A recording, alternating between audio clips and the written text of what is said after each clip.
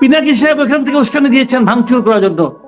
দিয়েছে পিনাকি ভট্টাচার্যের সঙ্গে সরকারের গুরুত্বপূর্ণ ব্যক্তিদের টেলিফোন আলাপ হয় না? পিনাকি যেভাবে জন্য দেশ, আমি তো মাঝে মাঝে সন্দেহ করি দেশ কে চালাচ্ছে, ওই বিদেশে অবস্থান ওই লোক চালাচ্ছে না আমাদের গভর্নমেন্ট একটা আছে? আমি এই সন্দেহ করি সে যেভাবে যেভাবে চাচ্ছে এই সবটা সেভাবে তাকে সুযোগ করে দিচ্ছে। যখন সে বললো পিরিয়ড আর দরকার নেই থামো এখন, তখন সরকার উগ্র হয়ে গেল, শক্ত হয়ে গেল, না আর করা যাবে না। আগে তো বললো না, আগে বললো না কেন? এই পুরো জিনিসটা এরা বুঝে হোক না বুঝে হোক, ওই ভদ্রলোকের ওই যে একটা অশ্রাব্য কথাবার্তা বলে, ল্যাঙ্গুয়েজটা আল্লাহর রহমতে এমন লোককে শুনলে পরে ওজন নষ্ট হয়ে যায়। সে ওইভাবে বলে, বলার মাধ্যমে কিছু কিছু মানুষ হয় তাদেরকে উত্তেজিত করে, অনেক হুজুরা তাদের পীর মনে করে, এবং এই ঘটনা ঘটছে। এবং সেটা পুরো জিনিসটা আলটিমেটলি কার অ্যাকাউন্টে যাচ্ছে?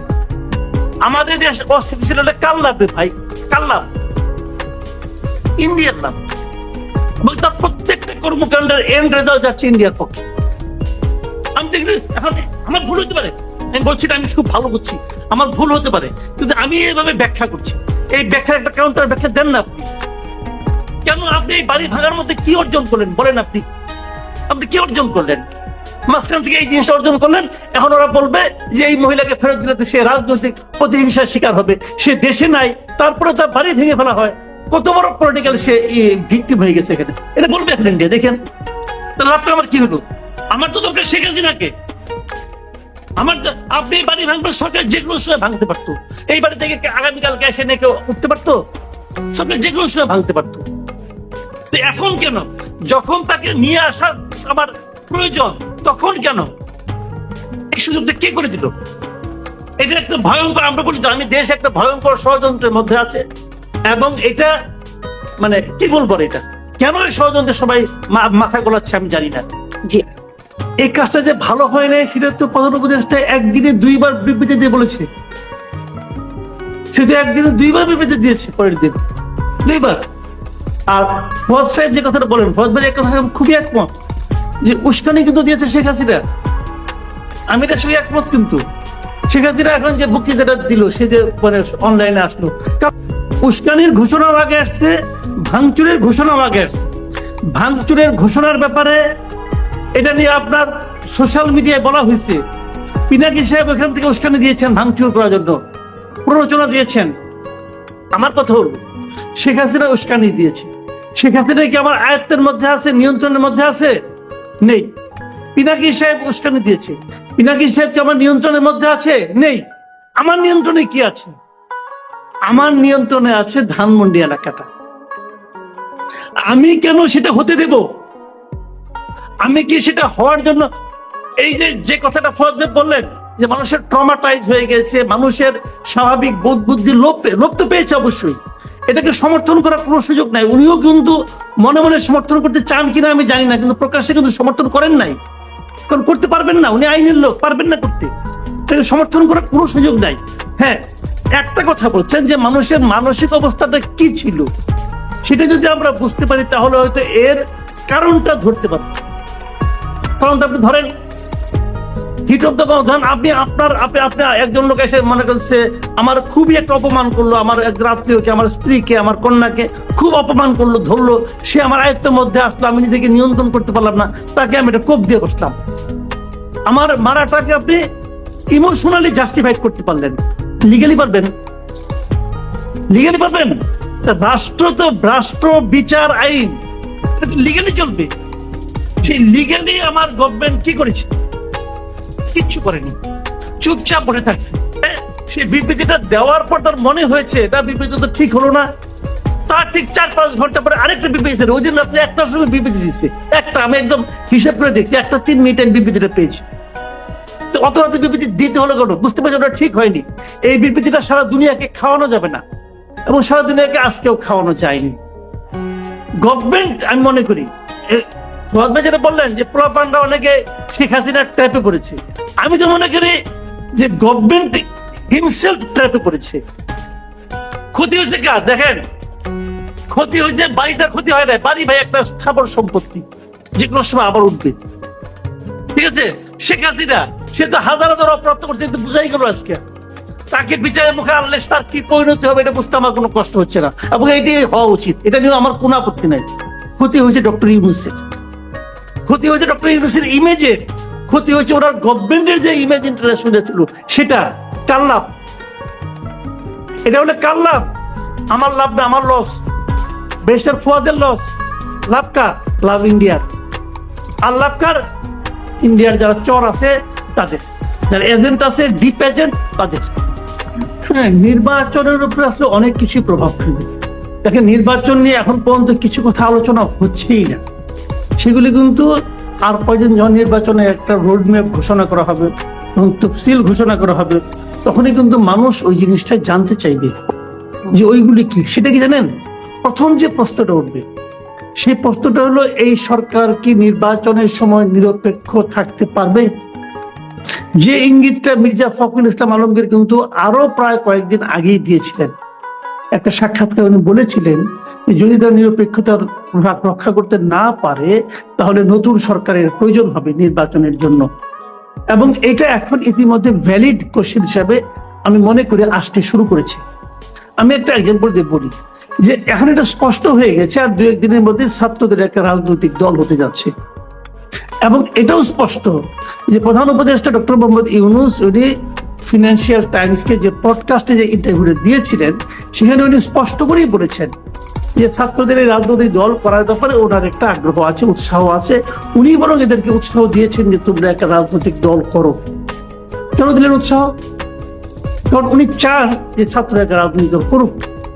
উনি সবসময় তরুণ নেতৃত্বের কথা বলেন, হয়তো সেই জন্য উনি চেয়েছেন। অন্যায় কিছু না, কিন্তু তাহলে অন্যায় না হলো, বাস্তবতা হলো এটা যে ছাত্রদের সেই রাজনৈতিক দল অথবা তরুণ নেতৃত্বের সেই রাজনৈতিক দল, তার প্রতি ব্যক্তি ডক্টর ইউনূসের এক ধরনের পক্ষপাতিত্ব আছে। এটা আপনারা শেয়ার করতে পারবেন না, আছে। এখন যদি এই দল রাজনৈতিক ইলেকশনে অংশ নেয় এবং যদি ডক্টর ইউনূসের সরকার ক্ষমতায় থাকে, তাহলে এই সরকার প্রধান হিসাবে ওনার যে চাওয়া না চাওয়া, ওনার যে পক্ষপাতিত্ব, এটা কি সরকারের উপর প্রভাব ফেলবে না? এটা কি মাঠ পর্যায়ের প্রশাসনের উপর প্রভাব ফেলবে না? ফেলতে বাধ্য। সেক্ষেত্রে আমি তো মনে করি যে নির্বাচনটা সামনে হতে যাচ্ছে সেই নির্বাচনটা পরিচালনার মতো নৈতিক সক্ষমতা ডক্টর ইউনূস হারিয়েছেন। এটা মনে করি। আমি যদি মনে করি, আমার ভুল হতে পারে, আমি আবারও বলছি আমার প্রত্যেকটা অপিনিয়ন ভুল হতে পারে, কিন্তু আমি যেভাবে ভাবি আমি সেটা বললাম। যদি এর কেউ পাল্টা যুক্তি দিয়ে আমাকে বোঝাতে পারে না, তারটা মেনে নেবো। আমি কিন্তু কোনো কিছু ধরে বসে থাকবো না। আমার তো ভুল হতে, আমি ক্ষুদ্র মানুষ, ভুল করতে পারি। আমি এই কথাটা আমি গত কয়েকদিন ধরেই বলছি যে আগামী নির্বাচনটা পরিচালনার মতো যে নিরপেক্ষতা প্রয়োজন, সেই নিরপেক্ষতার জায়গাটাতে ডক্টর ইউনূস আর নেই না। প্রথমবার তখন উনি বলেছিলেন যে সবচেয়ে আগে সংস্কার করতে হবে, আমাদের নিজেদের সংস্কার করতে হবে। ডক্টর ইউনূস এ পর্যন্ত দায়িত্ব নেওয়ার পর যতগুলি কথা বলেছেন, এটা হলো আমার কাছে মানে $1 মিলিয়ন একটা সেন্টেন্স ছিল। এটা একটা ভয়ানক ঘটনা, ভয়ানক দৃশ্য। বেশি দূর যাওয়ার দরকার নেই, আপনি সিম্পল একটা কাজ করেন। এই সরকার 10টা ব্যবসায়ী প্রতিষ্ঠানকে চিহ্নিত করেছে যা নাকি সবচেয়ে বেশি অর্থ লোপাট করেছে, অর্থ বিদেশে রপ্তানি পাচার করেছে। 10টা কিন্তু কোম্পানি। এই 10টা কোম্পানির বিরুদ্ধে অনেকগুলো মামলা আছে, দুদকের মামলা আছে, অমুক আছে। খালি দেখেন, আপনি খালি একটা কথা খালি খবর নেন, এই 10টা কোম্পানির যত আইনজীবী আছে এরা কারা? একটাও এখানে আওয়ামী লীগের আইনজীবী নাই কিন্তু। আর থাকলেও সে পিছনে মূল আইনজীবীর সামনে কারা, কোর্টের সামনে দাঁড়ায় কারা? হয় বিএনপি নয় জামাত, পরে দাঁড়াচ্ছে। তাহলে এরা যদি দাঁড়ায়, এই 10টা ব্যবসায়িক গ্রুপের পক্ষে যদি এরা দাঁড়ায়, তখন আদালত কি হবে? আদালতে যে কথাটা সাহেব বলেন, আমি দেখেন বাস্তবতাটা খেয়াল করেন। বিচারক কিন্তু আগের বিচারক অনেকে রয়ে গেছে, আওয়ামী লীগের সুবিধাপ্রাপ্ত বিচারক অনেকে রয়ে গেছে, তাদেরও তো অনেক রকম সমস্যা আছে। তারা যখন দেখবে তার সামনে একজন বিএনপির আইনজীবী নেতা দাঁড়িয়ে গেছে অথবা তার চেম্বার দাঁড়িয়ে গেছে, সে কি করবে রে ভাই? সে কি করবে? দোষটা দেবেন, আপনি বলবেন যে এই বিচারক, এই বসুন্ধরা কেন ছাড়া পেয়ে গেল, ওবায়দুল করিম কেন ছাড়া পেয়ে গেল, বলবেন তো সালমান রহমানের ভ্যাকসিনকে কেন ছাড়া পেয়ে গেল, সব তো বলবেন এগুলো আপনারা।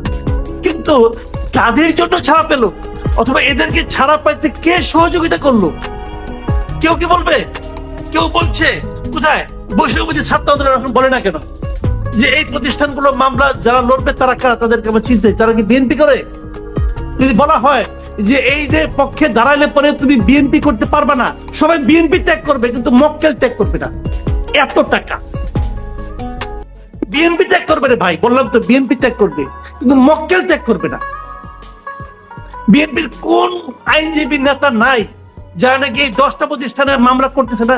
দেখান, হাত দেয়, খুঁজে দেখান, ফজ সাহেব বলো, ওদের সব জানি।